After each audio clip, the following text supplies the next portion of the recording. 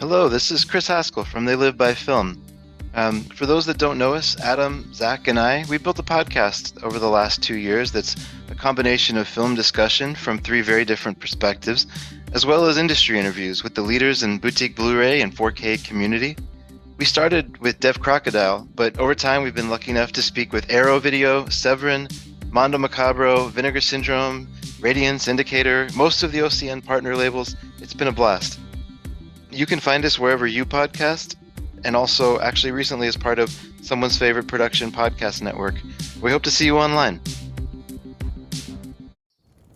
Have you ever wanted to dive deeper into the horror movies you love? Beyond the Blood is a horror podcast for fans who want more than just surface level screams. We do deep dives into the movies that shaped us, digging into director commentaries, behind the scenes stories, deleted scenes, and the special features that most people skip. Each episode is a love letter to the genre. We break down how these films were made, the creative risks that paid off or didn't, and the lasting impact they've had on the genre as a whole. From 70s slashers to modern nightmares, we celebrate the craft, chaos, and characters that keep us coming back. If you're the kind of fan who rewatches movies with the commentary on, or you simply grew up in the video store horror aisle, the Beyond the Blood podcast was made for you. New episodes every single week. Subscribe, and let's dig deep. Welcome to the Beyond the Blood podcast. Hello, my name is Kevin Tudor, and I'm one of the 3 hosts of Almost Major, a film podcast dissecting many major indie studios and the films they release. Every week, myself, Charlie Nash, and Bryden Doyle discuss overlooked, forgotten, or bona fide classic indie films via studio-specific miniseries. We've previously covered numerous films from Artisan Entertainment, Lionsgate Films, and New Line Cinema. Titles including The Blair Witch Project, American Psycho, Dogville, But I'm a Cheerleader, Saw, Requiem for a Dream, and Ringmaster, you know, the Jerry Springer film. Anyways, we have a fun time every week and we hope you will join us. Subscribe to Almost Major wherever you get your podcasts. Now proudly a part of the Someone's Favorite Productions Podcast Network.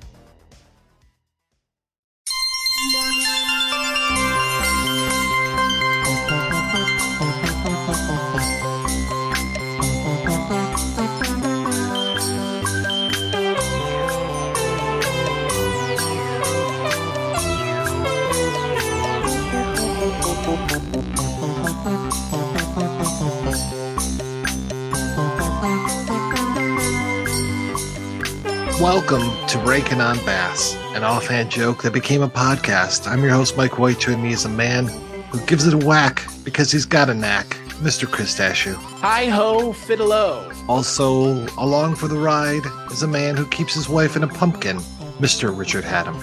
I have no references for this episode. I will not dignify this episode with references to the discussed material.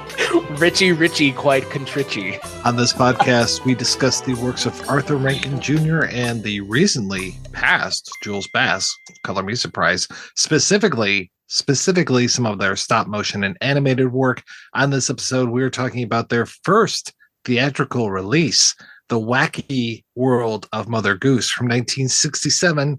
It's an animated film based upon Charles Perrault's stories and nursery rhymes. Features such memorable characters as Humpty Dumpty, the little old woman who lives in a shoe, the crooked man, Old King Cole, of course, the titular Mother Goose. Trying to figure out what's the low energy for, Mike? What's the low? Is the low energy because can I speak for the 3 of us and say this is the worst thing we've watched? I got a contact high watching this movie. It was, I mean, what were they on when they were making this? It's amazing. Well, remember when we watched Lord of the Rings? Yes. And I said, look, guys, I'm at a disadvantage here. This is an animation style I don't like, based on subject matter I don't care about, that exists in a genre I'm not really a fan of. So you're going to have to really take my opinions with a grain of salt. Well, welcome to the wacky world of Mother Goose, an animation style that is fairly repellent, based on stories that actually have almost no relevance now. And here we all are. And it actually made me think, what was it about Mother Goose? When I was growing up, now I just turned 56 years old. Okay. But I grew up with fractured fairy tales and I grew up with all this stuff so that I had a working knowledge of this stuff. But let me ask you guys, do kids today have any idea who the hell Mother Goose is? I don't know if they do or not. I don't think they do. I didn't know who Mother Goose was. Like, I don't know what the story of Mother Goose is. I didn't know that there was. I don't. Let me put it this way. I would assume that there was not some sort of overarching narrative within the Mother Goose story. My assumption was Mother Goose was just a I do not know who Mother Goose is. That is not something I learned about. I am the youngest one here. Right. Mike, you are the middle one here. Did you have any frame of reference for Mother Goose going into this? Oh, 100 times. Yeah.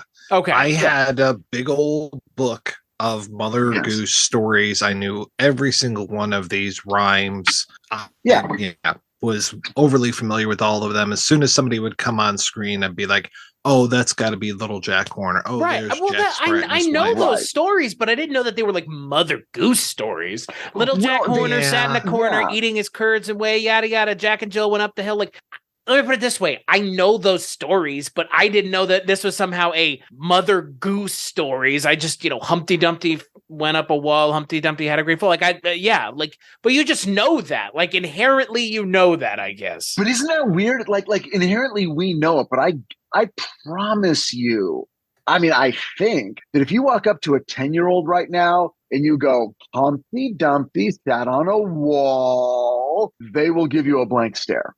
Now, I'm not holding that against this. It was interesting to me as I was watching it going, I never liked these when I was a kid. It's not like these were the stories that enchanted me the most. And I couldn't get Little Jack Horner out of my head. They baffled and bored me back then.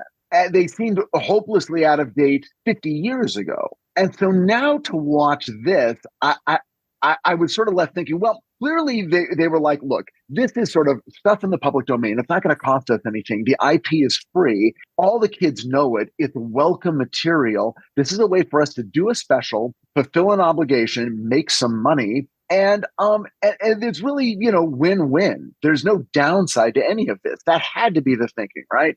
Yeah, because, again, even if we talk about something that I think Rankin Bass is more well known for, like Frosty, which they created, Rudolph, which they created. Those were concoctions created by them in the vein of these stories. Yeah, right. I don't know how else you would describe Frosty and Rudolph. I guess they're holiday stories, but they're still kind of folksy tales of characters of holiday bent, as opposed to whatever the fuck Humpty Dumpty. I don't understand. What is he's a fucking egg that falls off a wall, but why? But why is he an egg that falls off a wall? I'm sure millions of books have been written about the psychological underpinnings. I'm sure Bruno Bettelheim has written volumes on the Mother Goose stories. But it is weird because it brings up a bigger point, I think, that I began to realize not so long ago, that if you roll back to the middle of the last century, if you go back to the 1950s, there were certain things that, quote unquote, everybody knew. One of those things was the Bible. Okay. One of those things was Paradise Lost. One of those things were, maybe the Greek myths, but there were things in the Western literature canon that every student learned. And then when you went to high school and college, you learned them almost even more. They were the bedrocks of Western literature. The Bible was studied in a weird way as Western literature, either in church, or you just knew it. If someone made a remark about the Garden of Gethsemane, you would go, "Oh, I get what you're talking. I get it. I get it." Okay. Well, it's cultural literacy. It's cultural literacy, and it doesn't exist anymore. Cultural literacy for kids now is Harry Potter, bro, and Marvel. That's what people do. That's what people turn to as IP. That it's like, we can do Spider-Man and Batman. You're talking about things that in Superman, you look at those logos and they're known around the world. Batman is known, Superman is known, and we're in a very or even different Star world. Wars or Mickey Mouse. I mean, again, it's the common modern mythology. That's, I always say to people, if not for the fact that the Bible is the text that people glommed onto, you could use the Silmarillion as a basis for a religious text just as easily. Sure. It has similar stories about characters overcoming problems in their lives or overwhelming problems in society, and there's nothing different. The Bible's the same thing. It's just, it happens to have a religion based around it. But there are people that honestly believe in the quote Jedi religion, unquote, and consider themselves Jedis, as Mike rolls his eyes correctly. But those people exist too. I mean, and again, is it any less valid? But to both of your points, that it speaks to the, I guess, just commonplace. People would be able to tell who Mickey Mouse is before they said who Jesus is. Right. And there was this, it's also about, American culture. Turn the clock back 50 years. Kids had nothing. Kids got Saturday morning, and maybe they got Sunday night wonderful world of Disney. Okay. That's what you got. No one really gave a shit what a kid was interested in because you were a kid and the world wasn't about kids. Now that changed, and that's not the truth anymore. Now, little kids, I mean, it started with teenage culture, and then it worked its way down. And now there's a lot of stuff served up to little kids and, toddlers and the ones just above that, and the tweens and the preteens and the teens and the whole thing. This was made, I guarantee, if I was 6 years old and my parents told me, oh, you know what? There's a special on tonight. It's for kids. It's animated. I would have been thrilled. Oh, yeah. It'd be like, what? Someone did something for me, right? But that's how I was last night watching this. I was thrilled. Did you actually like this? Come on. Tell me if you're true. Tell me if this is not a joke. I was enthralled by this movie, especially the Crooked Man and all those weird nights. The way the Crooked Man was moving was freaking me out. No, this is an awful movie. This is terrible, and the character design is wretched.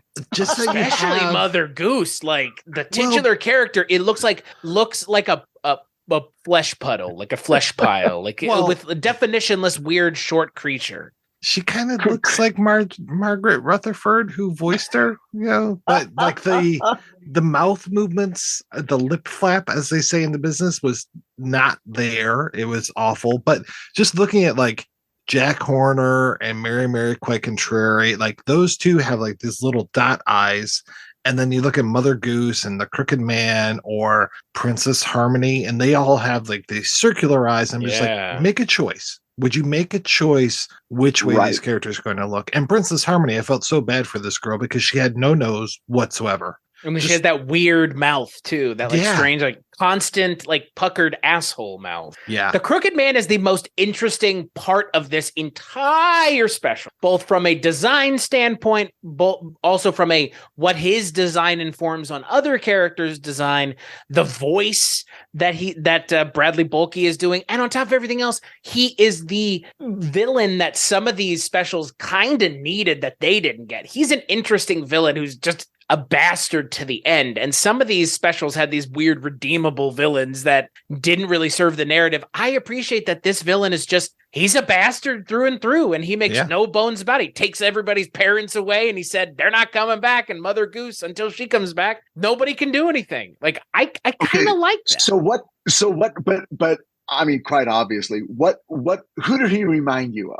Design-wise, a little Snidely Whiplash for me. Didn't he remind you of the magician in Frosty? Oh yeah, I mean this whole thing with her stopping and looking at the camera and being like, "Who am I?" Well, I'm Mother Goose, and I'm like, "Oh my god, here we go again." My wife literally went, "Since when is Mother Goose a witch?" Is what she said, because she looks like a witch, doesn't she? Right. With the buckle on the hat, or like a fucking pilgrim or something, right? Yeah. So Mother Goose is she's not the ruler, but she's basically the power behind the throne of old King Cole. I guess so. I was trying to figure out who is Mother Goose in this story. She's like a demigod, I guess. She's more powerful than everybody else. Mhm. Romeo Muller had to invent all this because Mother Goose was sort of an invented host Right. of She's like the all of crypt these keeper, various. yeah? Yeah. Yeah, exactly. She's the crypt keeper. It's like okay, I've got all of these stories that have been passed down, oral tradition, and they're not quite grim fairy tales, and a lot of them are just sort of like based on little rhymes that I think people said to their kids to sort of calm them down and make them go to sleep or stop crying or whatever. But they were clearly compiled into a volume and given a narrative umbrella, of Mother Goose. Here is who is bringing this to you, and you can trust her and feel good about the product. And so there was no story to fall back on. I mean, in the other ones, that like Rudolph and, well, maybe not Frosty, but there was at least a little bit of a narrative that you could borrow. But they from. created that. Again, those were like Frosty and Rudolph. Weren't they created whole cloth essentially, based off of songs? I guess, right? Yes. But again, but a song is a full length song is better than Humpty Dumpty sat on a wall. Humpty Dumpty had a great fall. Like, right. And then This what, yeah. 2 more lines worth of stuff. Like there is less there than in Rudolph the Red-Nosed Reindeer. I mean, look at what they do in Shrek. They're able to use those characters in that world in a much better way than they do in this world. This is like terrible Shrek. It really is. Like, yeah. It really is like a very crappy progenitor to Shrek. I mean, again, it's crappy for a number of reasons. The animation style, Toei animation, I don't know what the hell happened here. Oh, man. But it's awful. Like it is so directionless and weirdly jumbled. Like Mike mentioned, just describing all the characters. Humpty Dumpty, my God, what a awful character design and a weird and off-putting character too, because he's not supposed to be a villain, but he's like, I'm Humpty Dumpty, and it's like, it's just awful to look at, and it's very unsettling. And what's up with his voice? Because sometimes he sounds like Buddy Hackett, and other times he doesn't, and I'm just like, what are you going for here? Who was that? Bob McFadden doing that voice? Who's a great voice artist? Yeah, one of the voice artists, right? And it's just, oh God, I don't know, man.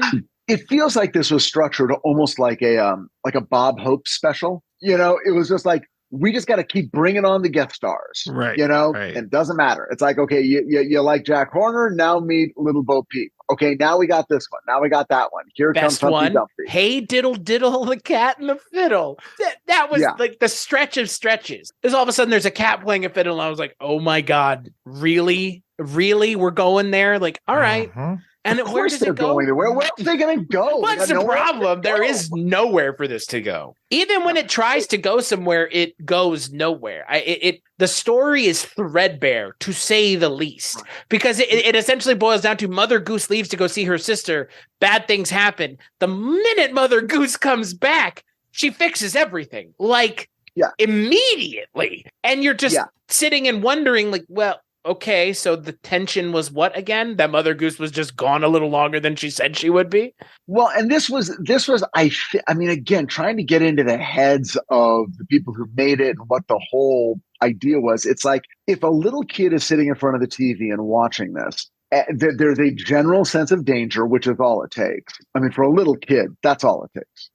You're riveted. You're terrified. And then with each character that comes around, the kids are like, oh, yeah, I know that one. Oh, I know that one. And there, I have to imagine there was a real feeling of, wow, this film is speaking to me. This film knows my world. It's not all that weird, boring stuff that the grown-ups watch at night where I have to go to bed and they're watching, Hawaii 5-0. This is for me, this isn't Bonanza. So the more characters that come out that I recognize, I guess the happier I am as a kid. And again, it costs them nothing because this is just public domain IP. So in a way, I guess they did the smartest thing they could, which was just like, okay, let's just create something that'll allow us to just parade all the characters through as quickly as possible. Bring Mother Goose back. She saves the day. Everyone loves Mother Goose. Good night, everybody. Well, and the other thing about this, if you think about it, because we already talked about it at one point on this show. I'm trying to remember the name.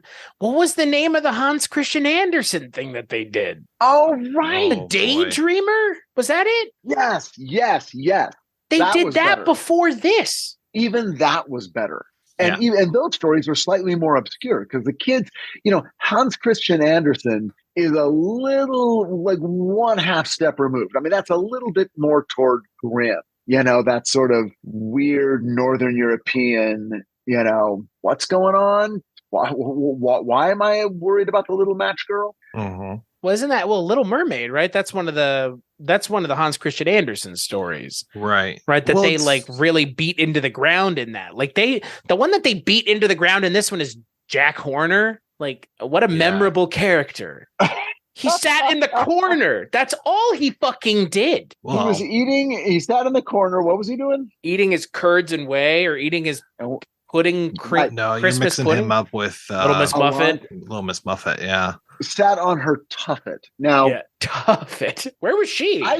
Is that not married? That's not a story. Apparently, a Mother Goose. I've been married. I just want to say I've been married for years. I've yet to locate the tuffet. What is a tuffet? Most men have problems with that.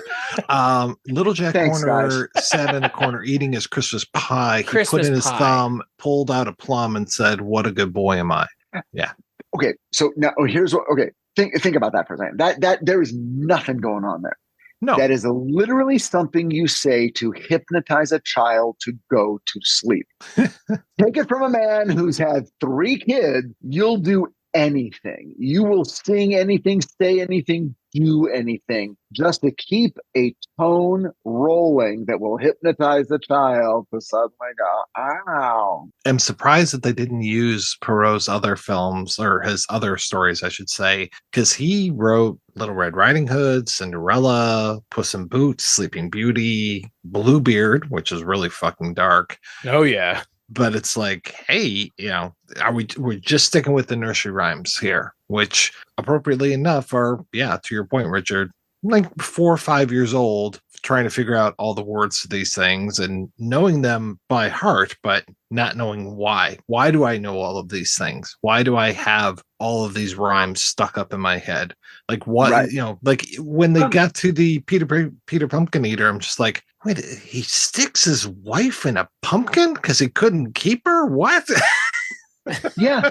You got to figure, I mean, I'm sure there were ways to, you teach kids sound and rhymes and it's early reading and it's early spelling probably. Mm-hmm. And it was just this sort of received volume of material that existed in a world that was not about children. It's not like it had to battle with, Bugs Bunny. Right. Or Paw Patrol. Yeah, Paw Patrol. Oh my God. I mean, I couldn't even tell you what's been going on the last 20 years. Or Teletubbies for that matter. Mm-hmm. Yeah. Or, Barney, the purple dinosaur. The rhyming purple dinosaur. I love you. You love me. We're a happy family. I mean, yeah. I didn't even, I don't know why the term Mike hadn't said nursery rhyme. Nobody had said nursery rhyme until you just said it, Mike. This is like, how do you make a fucking cartoon special off of nursery rhymes? You can't, because this is what happens. Well, but it's weird. But it follows the same logic of let's do Year Without a Santa Claus. You say Santa Claus, and you've got 99.9% of the children in the Western world's full attention. Uh-huh. Why burn a lot of calories trying to invent something new when you can just sort of walk up and go, okay, kids, you've all heard of this? Well, then sit on down. I'm not disagreeing with you, but Hey Diddle Diddle, the cat and the fiddle leaves not a lot to go off of. Right, right. Cat and the fiddle. Cow over the moon and a dog laughing. Yeah, and then addition a spoon. Yeah. The fork ran away with the spoon. Along came a spider. No, that's the problem with all of this is like some of these I expected also some of these to show up, like 3 Blind Mice didn't show up. Not that kind. Not that kind of nursery rhyme. Well, she's so lazy that her clock isn't working, so she has to go to the cupboard, let the one mouse out so it'll run up the clock, and then the clock will strike 1. And then she's all set. I'm like, wow, lady, you could just like wake up the clock or, turn the hands on there. But yeah. Okay. Look, I know you guys don't have kids. I had kids over the course of the past 25, 26 years, never read them a single Mother Goose nursery rhyme. Never did it because I didn't need to. If I wanted to share time with my kids, even when they were little, I'd turn on The Simpsons. It's like, that's the other thing, is that there's not a separation anymore. So it's not like, well, for a child, you read them these things and they like it and then they grow out of it. For an adult, it's like, well, but why am I wasting my time when I could just show them something I like? It's like, guys, I know you're only 2, but this is Star Trek. And one day you'll be glad you know what the hell it is. And you just show them whatever you like that isn't, Friday the 13th. And, if it's not too loud and scary or whatever, you enjoy it. And that's it. I mean, literally, that's to me, that's the value of Rankin Bass is that when Christmas rolls around, as it is, it's coming down the pike, this was something I could show the kids because Santa Claus still has a little bit of cachet. By the way, losing more every year, but it's got a little cachet. Kids know it. It's benevolent. They're not afraid. They're willing to listen. And so I could show my kids Rudolph the Red-Nosed Reindeer. They didn't fall in love with the way I did, but they tolerate it, and Charlie Brown. I could show them Charlie Brown for a few years until they, flat out rejected that because it wasn't cynical enough. Meanwhile, Susan and I are weeping. As you do. Mm-hmm. Look, my God, these kids are trying to be nice to each other.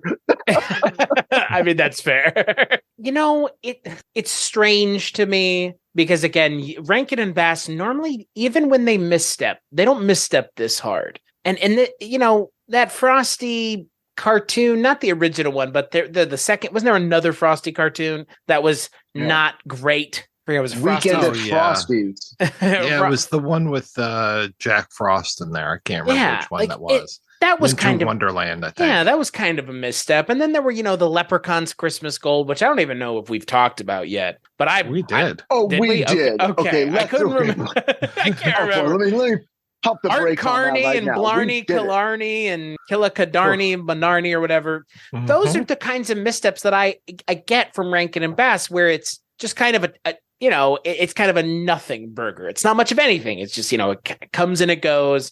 It's 30 minutes of time. And by the end of it, I've been mildly entertained, but it's over with. If this is like an hour and a half, this overstays its welcome for me by like 2x. Yeah, I was surprised when I saw that this was a feature-length film. And I think going through the list of all of their stuff, I think this is the last feature film that we have to...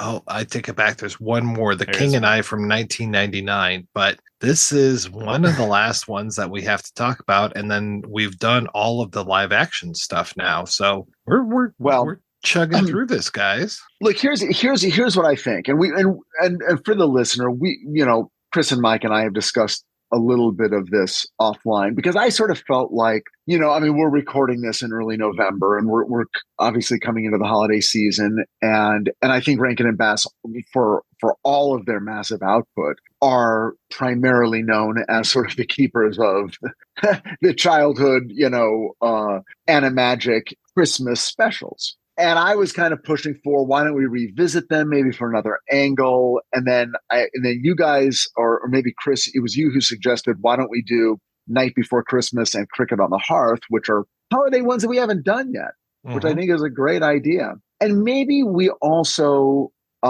we do that. And because we're not prepared on this podcast, because unfortunately his passing was just a few days ago, but maybe we do just like a little salute to Jules Bass and kind of, provide maybe a little bit of biographical information that we haven't really leaned into, and just kind of, tip our hat and raise a glass to half of our bad pun that led to a long running podcast. Well, and it's funny, like Mike mentioned in the intro, it's not that we don't keep up with these things, but there's an assumption that when we're talking about stuff that took place in the 60s, and these were people that were, between my age and y'all's age then, that they have long left us, that no, Jules Bass. Like, No. holy shit. What? Well, mea culpa. These guys stick because I looked him up and I thought that he was gone, or else I would have tried to reach out for an interview, because we've been doing this for 2 years now, I think. Well, since before the pandemic, dude. Yeah. So it's 3 like, years, had I I think. known, I would have reached Well, out, because Are any of those guys alive? Is Romeo Muller alive? No, I don't think so. I think Is, they're all- Rankin is not? I mean, obviously I'm not reliable because Neither one of us are, apparently. yeah. Well, I mean, it's so funny. I mean, you can find out in 2 seconds just by Googling it, but I think we all just assumed, well, they couldn't possibly be alive. Rankin passed away in 2014 and Romeo Muller passed away in 92. So of the big three, of Bass, Muller, and Rankin, Bass was the last. But to be fair, he was 87. And we all know, well, Mike and I know, and I'm sure you as well, Richard, the longer people are around, the less people want to do stuff like this, i.e. interacting and dealing with people in the old days and technology and interviews. And, some people are into it and some people love talking. Mike and I have run into those people, but also run into people who are, I'm retired and I'm not doing anything. So don't even bother. Looking at you, Gene Hackman. I'm getting a lot of. Oh, yeah. Yeah. You also get a lot of, I'm writing my memoirs, so I'm not talking to anyone right now. And then years pass and it's like, whatever happened to that memoir you were writing, dude? I ran into a guy last night at a party who and we he also works in the entertainment industry, and he's from the UK. We were talking and suddenly he's like, well, I know Joan Collins. And I'm like, Okay. what? He's like, yeah. I'm like, how old is she? Oh, she's 87. I'm like, does she want to come on a podcast called 80s TV Ladies, produced by Weirding Way Media? And he's like, yeah, sure, for a price. Yeah. Well, that's the other thing. I mean, if Jules Bass may have said, hey, hey, pay me. Right. And But it's like, well, pay you. How much do you want? If it's more than $100, we're gonna have to talk to someone. I think I Yeah. can still say I've never paid for an interview. I believe you're the same, Mike. You've never paid for an interview, right? Well, technically, I helped out some guys who were making a documentary by paying for an interview for them to do it. But then part of that agreement was, and you have to come on my podcast. So, Yeah. Are you the kind of guys? Are you just bragging that you've never had to pay for it? I mean, I've had to pay for other things. Yeah. Right. So, Yeah. but No, why would you Because pay I for an think- interview? This is publicity. No, Right. because in the words of Charlie Sheen, what you're paying for is for them to go away. More, I mean, pretty much. And I think that holds with podcast interviews. yeah, bro's got tiger blood. I'm not going to Yeah. mess with him. Yeah.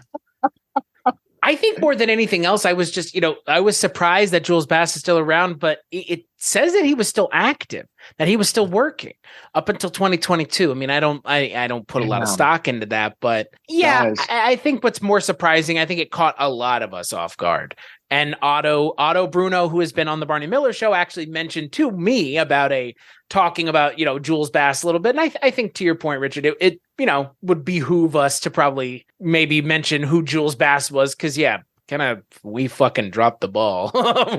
Yeah. It was, I mean, again, it's none of us knew. So To a certain degree, this podcast is preaching to the choir. No one's tuning in who doesn't sort of love the material. And there's a Facebook group that is very knowledgeable and dedicated to Rankin and Bass. And so I feel like in a way we've sort of just proceeded forward as if everyone sort of knows everything and understands who Rankin and Bass was. But maybe just even for a brief portion of a podcast, we can sort of circle back and sort of go, okay, for those of you who might be somehow stuck somewhere over Christmas and you're just listening to this and you've seen Rudolph, but you don't really know who these guys are or what their passions were or why they devoted themselves so stringently to this art form of animagic and what their relationship was with the Japanese animators and how they even got into it.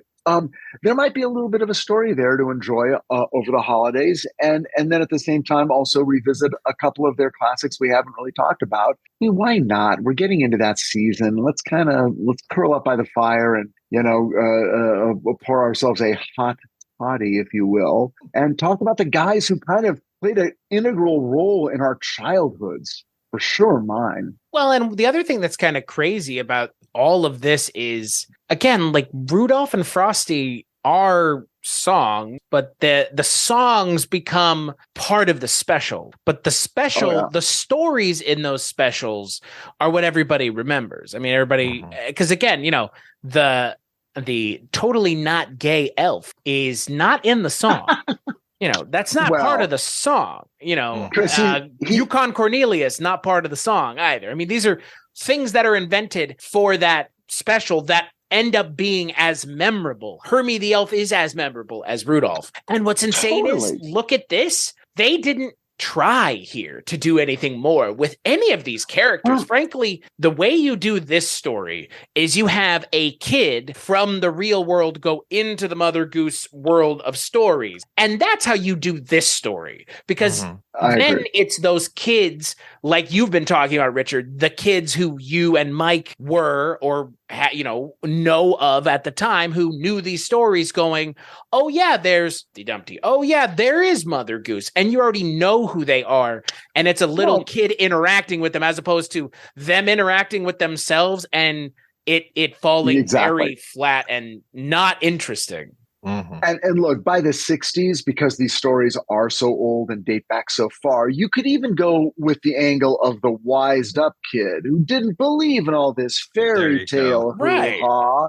And then by the end, he's like, oh my gosh, Mother Goose, I love you. You know, I mean, it's not, here's the thing, you know, Romeo Muller wrote he wrote the screenplay here. I'm a big fan of Romeo's. I actually think that he hit it right on the head, especially with Rudolph and Frosty. Thematically, he goes straight to the point. He's like, Rudolph is a story of a misfit who is underestimated, feels unloved, feels totally shut out. I mean, that's what's poignant about the story. Let's push the walls back on that. Let's bring in an elf. Let's bring in an old miner. Let's bring in a handful of characters who are essential to the story, who also feel or could be seen as misfits. And then let's go one step further. Let's go to the island of misfits. And let's really, because guess what? Every kid feels like a misfit. There is, I mean, it's genius. That is why this endures in the same way that a Charlie Brown Christmas endures, because it sort of counterintuitively plugs into kids feeling weird about Christmas. I mean, I was a depressed kid. I had no trouble identifying with Charlie Brown and going, yeah, I love Christmas too, but it's weird. There's this weird existential sadness that comes with Christmas. And when I watched Charlie Brown, I didn't sit back and go, yes, he's connecting with me in this particular way. I just knew that I liked that was getting voiced, and I liked that it was getting resolved. I liked that his friends were aware of it, heard him, and came around and said, you know what, Charlie Brown, we hear you now. You're depressed, but we get it, and we're here for you. We got your back on this. We're going to make it a great Christmas, and we're going to stop making you feel terrible. And let me tell you, for a little Richie Hatem, that was storytelling gold, as was Rudolph, and even, look, Frosty is not as, potent a Christmas symbol. And the theme of magic, though, at least they exploited it. They said, okay, what is Frosty the Snowman about? It's about magic. Okay, what do we got there? Evil magician. Okay, he's the bad guy. Because he's fake magic, but Frosty's the real magic. Let's talk about that. That's really great.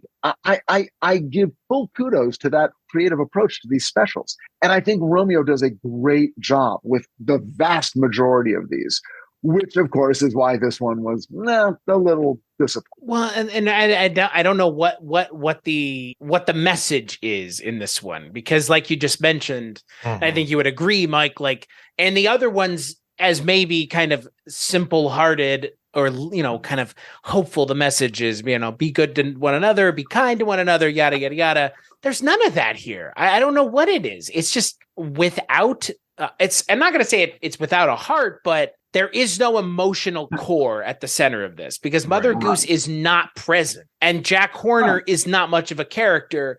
And I'm not willing to concede that Humpty Dumpty is the emotional core of the story, because Humpty Dumpty is just off-putting. Right. No, if anybody's supposed to be there, it's Jack and Mary, I think. And I could give a shit about both of them. And sorry, Maury Laws, but the songs kind of suck in this. Yeah. That's the other thing. I mean, again, when Rudolph and Frosty are created from the song that's already so good, you know that song is going to be in there. But then in those specials, they augment it with all those other fucking songs. Like, we're just a couple. I mean, that's the one that everybody remembers outside of Rudolph. Silver and Gold is a fucking fantastic song. Oh my God, yeah. But then we come to this, and it's just nothing. Like, I couldn't tell you any of the songs in this special. None of them.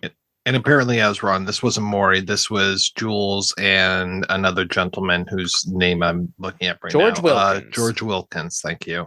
The music in this is not good. The music in this is, and it's not even a matter of good or bad. It's just wholly unforgettable, which is bad. I mean, the fact that wholly there's unforgettable or wholly forgettable. Wholly forgettable, Batman. Yeah, it's fair. I can't even tell you one of the songs. Well, yeah, there's that weird one where it's Jack and Mary going back and forth, and it's a give the boy a break or something. But then when she's singing it, she's also singing "Give the Boy a Break," and I'm like, this is weird. Okay, so here's from the book, the Enchanted World of Rankin Bass, a portfolio. This is actually from the first paragraph, covering Mad Monster Party. Okay, so just hear me out. In reference to Mad Monster Party, it says, "This is one of the best-loved Rankin Bass animagic productions. Released in 1967, Mad Monster Party was a feature film distributed through Embassy Pictures Corporation with Joseph E. Levine as executive producer." Quote from Rankin: "Joseph was a very successful entrepreneur at that time and was anxious to get into the, quote, family market, as he called it. We made The Daydreamer and The Wacky World of Mother Goose, and Mad Monster Party with Joe, and it was an interesting experience. He was a colorful fellow, and we had a good time, and I think we all made a few pennies." Mm-hmm. Okay, so I think this gives us a little bit of a, not, look, it's called show business, not show charity, but it gives us a little bit of an insight into why things like Mad Monster Party and Wacky World of Mother Goose, and then back to The Daydreamer, why they got made. Because a producer saw Joe Levine, was like, hey, wait a second. I think there may be an underserved market. Can you guys help me? And it sounds like these were not unsuccessful theatrical releases, because they all made a few pennies. Right. So no one was like, yeah, that was a disastrous collaboration that we never should have pursued. I think this one made money, guys. Oh, I wouldn't be surprised. I mean, how much money did they put into it? Not very much. Not compared to the Animagic ones, I've got to assume. And what's crazy is, we watched something like Willie McBean, right? That was, 65. I would take that over this. I would take the Daydreamer over this. I would take Mad Monster Party over this, frankly. Ooh, that's a tough choice. It's a tough choice, but I think I think for me, ultimately, with something like The Wacky World of Mother Goose, it comes down to three things. The expectations I have when we're talking a Rankin and Bass film: good music, or at least some semi-memorable music, which this has none of. A kind of a heartwarming message, even if the message is, tailored for a childhood audience or a younger audience. This doesn't have that either. And then the third is quality voice acting, which all of these tend to have, even when they're not great. And this is the first time I think I can say the voice acting has been subpar, even with Bob McFadden, even with Bradley Bolke playing the Crooked Man, the more interesting of the characters, even with Margaret Rutherford, who, fantastic actress. Nobody brings anything to any of this. It's like they're sleepwalking through it. And it's a shame, really, because like we've kind of mentioned, there is a story that could be told here. It would have to be told with 1967 sensibilities, not 1947 sensibilities, which is clearly the sensibilities the adults here, Joseph Levine and friends, and Bass and Rankin and Muller, they were all bringing adult sensibilities to these stories by telling them in a very pared down and boring way. And I think there was a better way of telling these stories at the core of this that they just they sailed on by because they were just doing the absolute minimum amount of work. The minimum amount of work is what we get here. Like it's so workmanlike, it's not even funny. So to your point about the voice acting, here are the voice actors in The Daydreamer. You ready? Tallulah Bankhead, Victor Borga, Margaret Hamilton, Burl Ives, Boris Karloff, Ed Wynn, Ray Bolger. And that's only half of them. I mean, this is star-studded. This has Margaret Rutherford, and that's it. That's pretty much it. And what's funny, I'll show you here. There's a one sheet that they would put up, and I want to call your attention to this one thing right there. Saturday, Sunday, matinee only. Yeah, yeah. And Margaret Rutherford's name is front and center on that thing. Yeah, totally. And nothing against Margaret Rutherford, but typically they try to fill out. You know, it's like, well, let's get in this guy and even Paul Frees. It's like, well, let's just get in a guy who's really good, even if he's not a celebrity. He doesn't have to be Fred Astaire or, whoever, Shirley Booth. Let's just get someone in there. And this one, they really didn't do that. And it shows. It feels like the first feature film that they've done.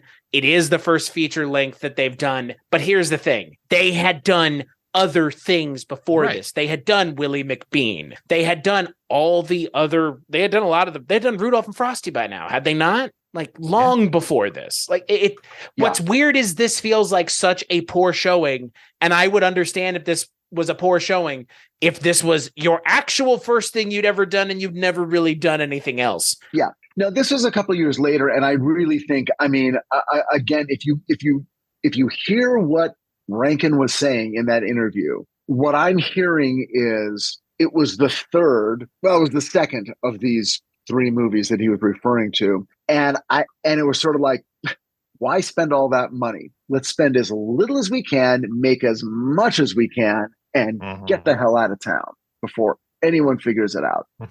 But it's still crazy. Henry Hill. Well, but it's crazy because they still have better voice actors in those other two. So this is the one that they just this is the one where they just said, meh, whatever. Yeah, this was the cash grab. This was now it's getting a little too easy. And then I don't know if Mad Monster Party put an end to that, but they look, their fortunes, dipped and rose. But this was 2 years after Rudolph. So there's no excuse. I think this has, for me, taken a spot as the worst non-live action thing we've seen. The length alone makes it really hard to find it anything other than just kind of by the time you get to the end of it, I was more annoyed than anything else. I was like, can we just get to the end of this story, please? Because nothing is entertaining. Nothing is exciting here. You're not even giving me anything to chew on as an audience member. You're just, it feels like you're just rushing to the end even. I think it has to be 80 minutes to be a feature release. It can't be any shorter. And that's that's in the modern era. Right. There were Marx Brothers movies that clocked in at 68 minutes. But at a certain point, it's like now, you've seen movies that have been made in the last, 30 years where the end titles are really long just to get it over it's like, we're 88 minutes, we got it, or whatever the limit is, so not great, but hey, we still love Rankin Bass, and we're going to come at you with some holiday content, so just you wait and see. Well, on that note, I want to thank everybody for tuning in. I want to thank Abby Stabby for our artwork, as well as the Great Octopus for our theme music. Be sure to subscribe to us on your favorite podcast platform. We'll be back next month with that holiday content, with a look at 'Twas the Night Before Christmas and the Cricket on the Hearth. Until then, be sure to rate and review the podcast wherever you get it. Tell your friends, tell your family, and stay weird.